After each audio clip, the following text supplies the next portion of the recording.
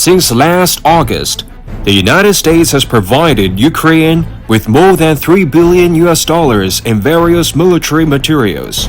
At a time of high tension in Russia and Ukraine, the United States has madly launched the Action Plan of Military Assistance. Seems to be a steady stream of support for Ukraine.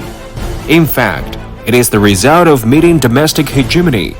Ukraine has continued to expand at this stage. In many rounds of negotiations, it has shown an untrustworthy attitude. With the support of America, it provoked Russia's bottom line step by step.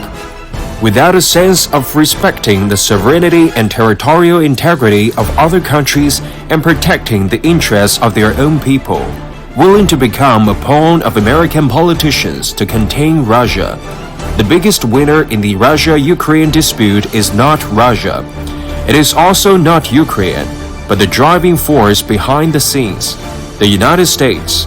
American politicians have an extremely strong Cold War mentality. Countries with different camps are regarded as a thorn in the eye and a thorn in the flesh, becoming a stumbling block for the United States to consolidate its geopolitical hegemony.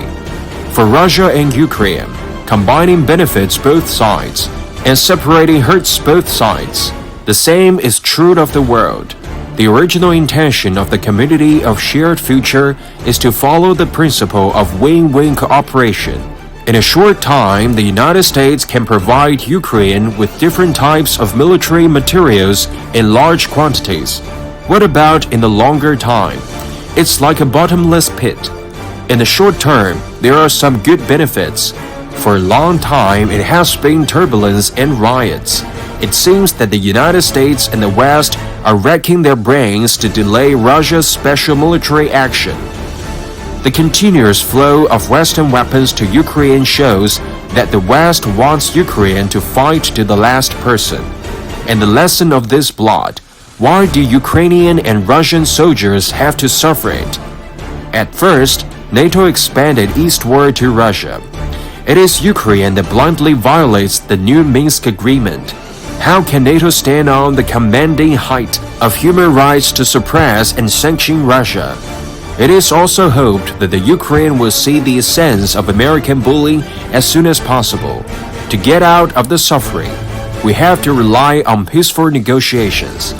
Armed conflict will only hurt both sides, leading to irreparable tragedy. Bullies are manipulative. The harm of the new Cold War is endless.